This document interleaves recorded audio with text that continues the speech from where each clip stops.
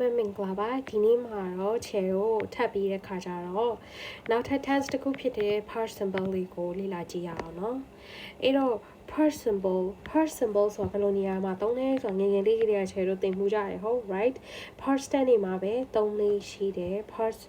ဒီ situation မှာပဲသုံးလေးရှိတယ်အဖြစ်အပျက်တွေအားလုံးကချယ်တို့ဖြစ်ပျက်ပြီးသားဟာတွေကိုပြန်ပြောတဲ့အခါမှာသုံးလေးရှိတယ်Okay အဲ့တော့ past tense ဖြစ်တဲ့အတွက်ကြောင့်မလို့ action အားလုံးကပြောရမယ်ဆိုရင် complete action ဖြစ်တယ် complete action ဆိုတာကပြီးပြီးသား action Okay ပြီးပြီးသား action အဲ့ action ကဘယ်တော့မှချေလို့ဒီရှေ့ကအခုဖြစ်နေလက်တွေ့ဖြစ်နေတဲ့အရာတွေနဲ့ connection တစ်ခုမှမရှိဘူးအရာလုံးကပြတ်သွားပြီအရာလုံးကပြီးသွားပြီ Okay အရာလုံးကစသိမ်းသွားပြီဒါမျိုးတွေကိုပြောတဲ့အခါမှာသုံးတဲ့အခါမှာသုံးတယ်ဥပမာပြပြောရမယ်ဆိုချေတို့ present perfect ဆိုလို့ရှိရင်အတိတ်နှုန်းကလုပ်ခဲ့တဲ့ဟာက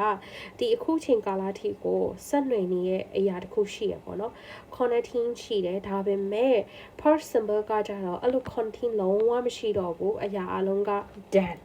ပြီးသွားပြီOkay အဲ့တော့ဒီနေ့မှာချယ်တို့တွေကဘယ်နေရာတွေမှာသုံးရလဲဘယ်လိုသုံးရလဲဆိုတဲ့ usage လေးတွေကိုလေ့လာကြည့်ရအောင် First number 1 complete action in the past so ဒါချဲတို့ already ပြောရမယ်ဆိုလို့ရှိရင် complete ဖြစ်သွားတဲ့ action တွေပြီးပြီးသား action တွေပြောတဲ့အခါမှာသုံးတယ် we watched a movie last night ငါတို့မနေ့ညက movie ကြည့်ခဲ့တယ်Okay ဒါဆိုလို့ရှိရင်ချဲတို့ဒီ sentence ကိုကြည့်လိုက်တာနဲ့ပြောချင်တာကမနေ့က movie ကြည့်ခဲ့ရဆိုရင်အဲ့ movie ကဘာဖြစ်သွားပြီလဲပြီးသွားပြီ movie ကြည့်ခဲ့ရတယ်ပြီးသွားပြီဒါကိုပြောချင်တာ Okay တကယ်လို့ချဲတို့က we have watched movie ဆိုလို့ရှိရင်ဒီလိုပြောရဆိုငါတို့မနေ့က movie ကြည့်ပြီးပြီဒါကြောင့်ကိုယ့်ရဲ့ဘာဖြစ်လဲအတွေ့အကြုံဒါမှမဟုတ်ရင်ကိုယ့်ရဲ့ share လို့ action တစ်ခုဒါကပြီးပြီဆိုတဲ့ဟာ experience တစ်ခုကို sharing လုပ်တာဖြစ်တယ်ဒါပေမဲ့ past simple မှာじゃ share လို့ action တွေကပြီးသွားတဲ့ခါတိုင်း share လို့ရဘာပြန်ပြောလဲဆိုတော့နောက်ကနေပြီးတော့အချိန်ထည့်တယ်မနေ့ကဒါလုပ်ခဲ့တယ်Okay မနေ့ကစားခဲ့တယ်ချေတို့မြန်မာနဲ့ English နဲ့ကွာခြားချက်ကပါလဲဆိုတော့မြန်မာမှာက tenses တွေကိုအလေးပေးထားပြီးတော့တိတ်မပြောလေးမရှိဘူးရဲ့လုံလိမ့်မယ်သွားလိမ့်မယ်ဆိုတာတဲ့ချေတို့လုတ်ခဲ့တယ်မနေ့ကလုတ်ခဲ့တယ်သွားခဲ့တယ်ဒါမျိုးတွေချေတို့တိတ်ပြီးတော့အလေးတော့မထားဖြစ်ဘူးဒါပေမဲ့ချေတို့ English မှာကျတော့ tenses တွေကိုအလေးထားတယ်ဒါပေမဲ့ချေတို့ကချေတို့ရဲ့ first language က English မဟုတ်တဲ့အတွက်ကြောင့်မလို့ချေတို့နေနေက tenses ကိုတိကျတိထားမှာအဆင်ပြေမယ် Okay အဲ့တော့နောက်တစ်ခုသွားကြည့်အောင် a series of past event a series of past event ကဒီနေရာမှာကျချေတို့ကကိုယ့်ရဲ့ past daily routine ကိုဒီနေရာမှာသုံးထားတယ်တကယ်လို့ဒီနေရာမှာမဟုတ်ဘဲနဲ့ဥမာမနေ့ကနေချက်ခဲ့တဲ့ဟင်းကလေအဲ့ဟာဘလို့ချက်တာလဲဆိုတော့ငါဗာလဲ I chop the vegetable ငါ vegetable တွေကိုလှီးလိုက်တယ် I slice ဘယ်ဟာပဲဖြစ်ချေတို့ ED ထည့်ပြီးတော့သုံးလို့ရတယ်ဘလို့လေးလောက်လိုက်တယ်ဟင်းကိုဘလို့လေးချက်လိုက်တယ်I နောက်ပြီးဘလို့စားလိုက်တယ်ဒါမျိုးမနေ့ကဖြစ်ခဲ့တဲ့ဟာတွေအဖြစ်အပျက်တွေကိုပြန်ပြောပြတဲ့အခါမှာအဖြစ်အပျက်တွေကတော့ဖြစ်ပြီးသွားပြီ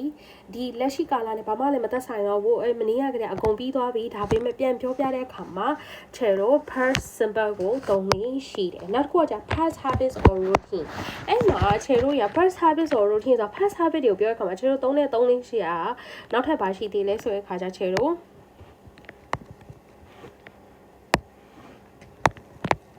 used to နဲ့ would နဲ့ဒီနှစ်ခုကိုလည်းသုံးလေးရှိတယ် Okay used to ကကြတော့ချေတို့တွေကများသောအားဖြင့်ပြောရမယ်ဆိုလို့ရှိရင်ကိုငငယ်တုန်းကလုပ်ဖူးတဲ့ဟာတွေကိုပြောတဲ့ခါကျရင်သုံးတယ်ဥပမာဖြင့် I used to study every day when I was high school student ငါဘာဖြစ်လဲ high school student တော့ငါဘာဖြစ်လဲစာအုပ်နေတိုင်းလုပ်တယ်စာအုပ်နေတိုင်းလေ့လာတယ်Okay ဒါမျိုးတွေပြောတဲ့အခါမှာ used to နဲ့သုံးလေးရှိတယ်အဲ့တော့ချေတို့ past habits ဆိုတာငငယ်တော့ကလုပ်ခဲ့တဲ့အရာတွေငငယ်တော့ဖြစ်ခဲ့တဲ့အရာတွေ Okay ငငယ်တော့ routine တွေပြန်ပြောတဲ့အခါမှာချေတို့သုံးလေးရှိတယ်အဲ့တော့ဒီနေရာမှာဆိုလို့ရှိရင်ချေတို့ဘာကိုသုံးထားလဲ he always took the bags to school သူကဘာဖြစ်လဲကျောင်းကို bus ကားနဲ့သွားတယ်ဒါသူကျောင်းသွားပွားတော့သွားခဲ့ရ right သူအခုကျောင်းသွားပွားမဟုတ်တော့အရင်တော့ကသွားခဲ့တဲ့ဟာ Okay အရင်တော့ကသူ့ရဲ့ဒီ past habit ဒါမှမဟုတ် past routine ကိုပြန်ပြောတဲ့အခါမှာချေတို့ used to တို့ would တို့ကိုလည်းသုံးပြီးတော့လည်းပြောလို့ရတယ်နောက်တစ်ခုကကြားတဲ့အခါကျချေတို့ past perfect or general to past perfect or general to ဆိုတာဟိုးအရင်တော့ဖြစ်ပျက်ခဲ့တဲ့အဖြစ်မှန်နေပေါ့နော်ပြောရမယ်ဆိုလို့ရှိရင်ဖြစ်ရမှန်တွေကိုပြောတဲ့ခါကျရင်သုံးတယ်ဥပမာဆိုဒီမှာဆိုရင် the Wright brothers invent the airplane ဆိုတဲ့ခါကျချေတို့ဒီနေရာမှာဆိုလို့ရှိရင် the Wright brothers ကချေတို့ airplane ကိုတီထွင်ခဲ့ချေတို့နောက်တစ်ရှိသေးတယ်လေ Graham Bell က telephone ကိုတီထွင်ခဲ့ဆို Graham Bell invented telephone ဒါမျိုးတွေကိုချေတို့ပြောတဲ့ခါကျရင်သုံးတယ်Okay အဲ့တော့ Thai expression တွေတော့ချဲတို့သိပြီးသား yesterday တို့ last တို့ ago တို့ in တို့ချဲတို့ when I was a child တို့ when I was younger တို့ဒါမျိုးတွေပြောတဲ့အခါမှာချဲတို့သုံးလေးရှိတယ်အဲ့တော့ချဲတို့ပြောမယ်ဆိုလို့ရှိရင်အောက်ကဟာလေးကကြတော့ past simple နဲ့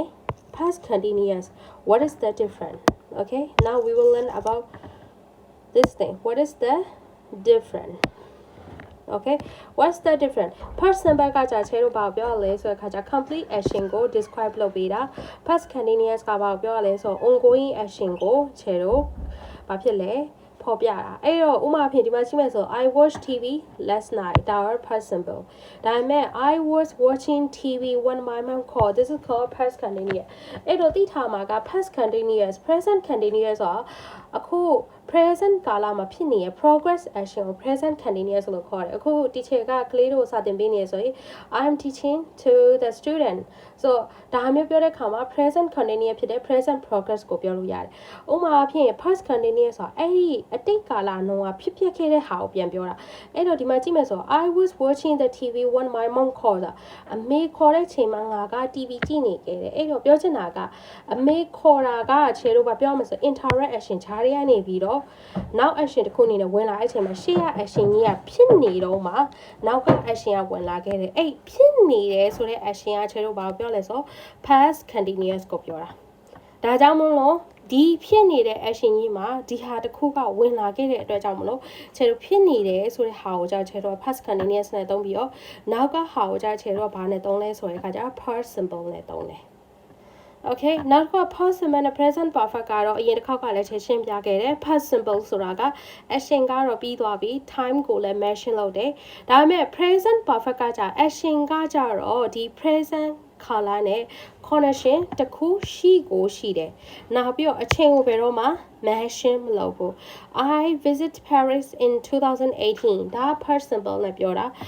I have visit Paris or I have been to Paris အဲ့လိုမျိုးပြောမယ်ဆိုလို့ချင်းခြေတို့ time reference လုံးဝမထည့်ဘူးအဲ့တော့ present perfect ရဲ့ဒီနေရာမှာသုံးတာကကိုယ့်ရဲ့ experience ကို share လုပ်တာဖြစ်တဲ့အတွက်ကြောင့်မလို့ငါသွားဘူးပြီးငါစားဘူးပြီးငါလာဘူးပြီးဒါမျိုးအဓိပ္ပာယ်ကိုပြောတာငါဘယ်ချိန်ကသွားခဲ့တယ်ငါဘယ်နှောကဘာလုပ်ခဲ့တယ်ဆိုတာမျိုးခြေတို့ mention မလုပ်ဘူးOkay အဲ့တော့ခြေက comment မှာဒီဟာလေးနဲ့ပတ်သက်တဲ့ exercise list ကိုလည်းထင်ပေးထားပါမယ်အဲ့ဒါလေးကိုကြည့်ပြီးရခါကျတော့အဖြေလေးတွေဖြည့်ကြည့်ပြီးတော့ comment မှာပြန်ပြီးတော့ mark ခဲ့ပြီးလို့လည်းရပါတယ်အဲ့တော့ဒီနေ့ teacher နဲ့ past simple ကိုလေ့လာသွားကြရပေါ့နော်တကယ်လို့ဒီထဲမှာ past simple ကိုသိမရှင်းတာရှိရင်နားမလည်တာမျိုးရှိရင်အောက်မှာ comment ရေးပေးသွားကြပါဦးနော်